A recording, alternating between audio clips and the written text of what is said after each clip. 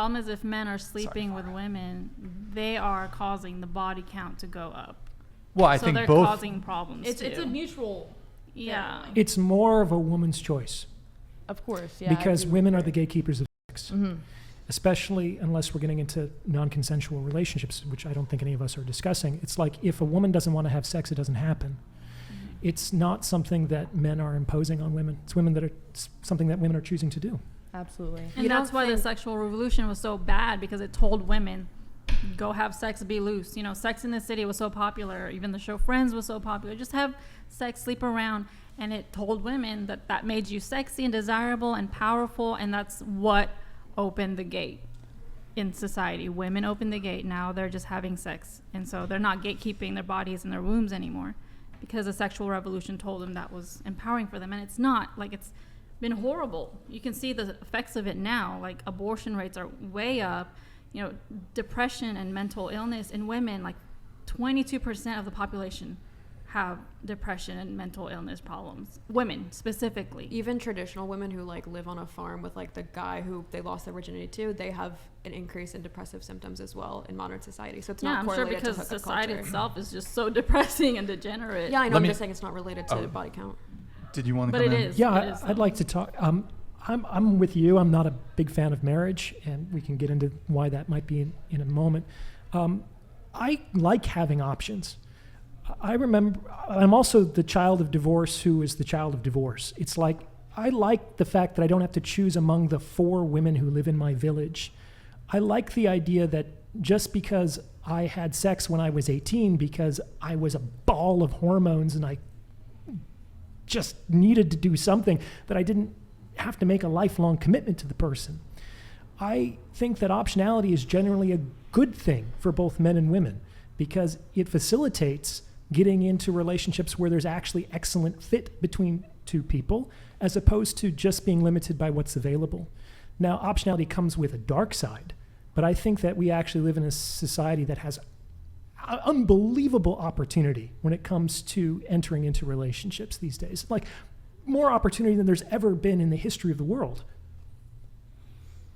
Now, when it comes to marriage, it's like, yeah, I've seen up close. My parents' divorce took 3 years. It was really tough.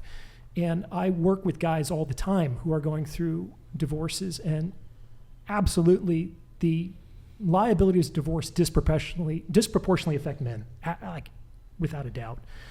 But that's kind of the general argument that I hear from guys against marriage. It's just like, it's so risky. But I'm going to give another potential argument, which is, well, what do you get as a man from marriage that you can't get without getting married? Like, just a few moments ago, you said you wouldn't risk it for the love of your life. And my rebuttal is, why can't you just love each other without getting married?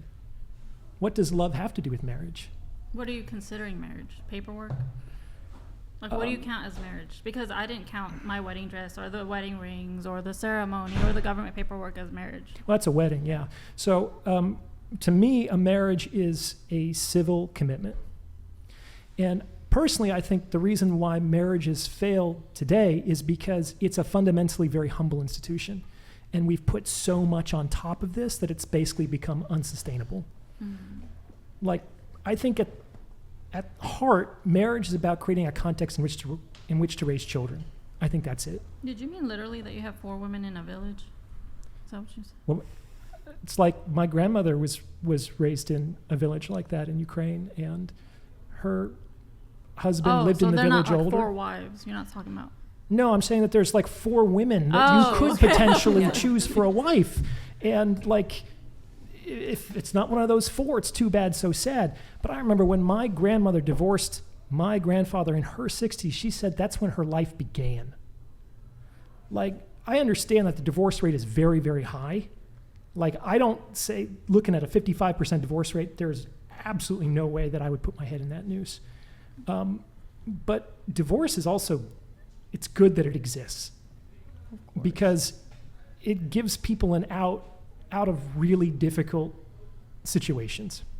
Now, there's got to be some space in the middle between like implementing divorce only under these really extreme fringe cases and 55% of the time. There is a great deal of space between those those two places. There is a great deal of space, and like I said, I think a big reason is male adultery. I think that would close the space in the same way you were saying it's a huge risk for guys, disproportionately for them, because women are the ones who usually initiate divorce. 50% of the time it's like they're going to get divorced. You could say the same thing for women. Like 1 out of 4 chances that your husband's going to cheat on you aren't necessarily attractive odds either, but guys don't really talk about that. They just talk about the fact that like, oh, what's the point of getting into a marriage if the woman's going to divorce me? But they don't realize the fact that the woman already takes on such a huge risk as well in getting married. Well, you mean in terms of infidelity? Mm-hmm. That's the risk of a woman when she gets married? For a woman when she gets married is the risk of infidelity? Yeah, the 1 in 4 chance that her husband will have sex with another woman. Well, my understanding when it comes to infidelity is, like I said before, and I know you challenged it, but the rate is comparable between men and women when it comes to infidelity.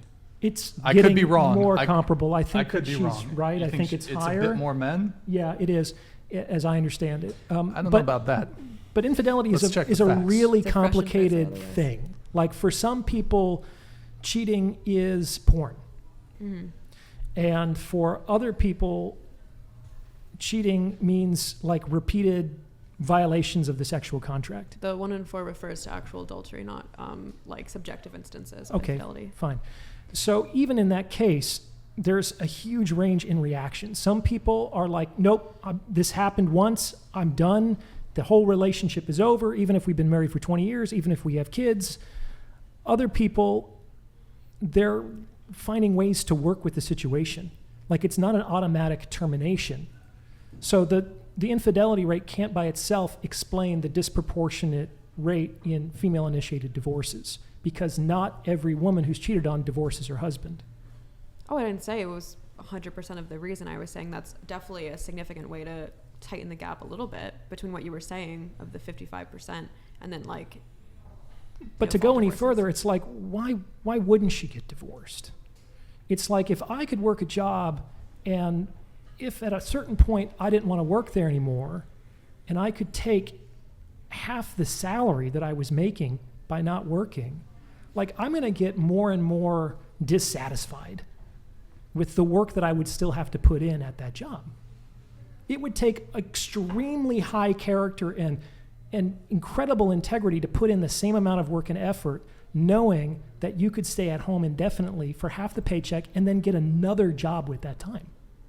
Sure, but you were the one who was talking about SMV, and as a woman ages, her SMV goes down, so that's a huge risk, because what are the odds that another guy is going to date her, you know what I mean, with a kid and who's a divorcee? Some guy will, but if women are hypergamous, it won't be the type of guy she wants, so that's a big factor. I don't think women are getting divorced for fun or for this like idea of laziness and just collecting the paycheck. I don't think women want to get divorced. I refuse to believe that mothers are that callous that they're like, I'm just going to collect the paycheck and then find another husband. I don't think that's what they're thinking of in their 50s when they have 3 kids at home. Yeah, or they stay together for the children. I don't think that's Well- a good idea.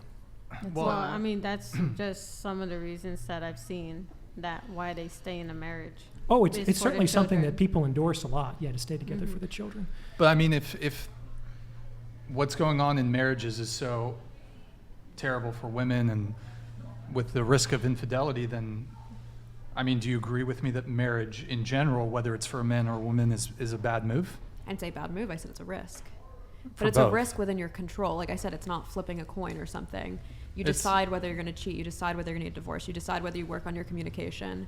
It's not like jumping off a plane and 50% chance the parachute's going to open or not. I think But dating and people fall out of love. I mean, I would say most relationship breakdowns aren't even necessarily, I don't even think it's necessarily someone's done something wrong. Yeah, think- relationships don't have to be bad in order to end. Yeah, so, and look, I'm a businessman, right? You know I'm a businessman because you find me at my places of business. And I don't sign contracts that don't benefit me. So, Well, that was I- kind of my point, is not only is it a disproportionate risk, but what's the upside? there really I can isn't. tell you, as I a can man. tell you lot the of upside. legal There are a upside. lot. The upside used to be she would sleep with you. Can But I say that's the gone. upside? Can I say my perspective on the upside? You mean the upside as a man? as for marriage in general? Well, we're talking But- about it from the man's okay. perspective. Okay. What's the so upside of marriage? The upside in marriage is that what a lot of people don't understand is that men and women complement each other in the craziest way possible. Men and women have completely different brains. We're completely different creatures. But when you work together and you communicate through things, men have a fantastic perspective on certain things, and women have a fantastic perspective on things. Long-term relationship. I Yeah. agree Don't with need all marriage. that, And but you you don't grow need marriage for together that. more and more and more as a couple, and when Long-term you raise relationship. children, and like, Raise children in a long-term relationship. yes. You don't. Yeah, but you don't need. You're talking about. You can get all of the things you listed in a long-term relationship. You need not get married. Are you talking about like marriage just without the papers? You know what I'm saying? That's no, what he's I'm. talking I'm about. just. Yeah. You can just be in a Lifelong long-term Now, how do you establish relationship. it? Okay. Like, how What's does the- both what- parties know it's a long-term for life relationship? By- But you don't even know that if you get married. That's Yeah. kind of our point, because it's an Mm. at-will Good point. relationship Good that But could I end know at any that time. because I don't base our marriage off what I listed earlier. But- That's a But you. difference here. But you're I think talking it's- from the religious perspective, correct? I'm Even talking from godly. the- Even godly, pious people get divorced. No, I know, because honestly, this is a personal story. My husband and I have been through problems. Like, we've been married for going on 12 years now, but that doesn't mean we never had problems. We had lots of problems, and we had, times where we didn't think we were going to make it. But when I understood that marriage wasn't, all the external stuff, and I understood it was the consummation, that's what sealed it for me. And I know not everyone can relate to that because they've had past partners, but that's fine. Like, when you're in Christ, you make that vow to him, in front of him, and you make that, it's not just a vow, it's a covenant that you make. Right, but not all people subscribe to the religion that you do, and It's not religion. It's not even just strictly religion.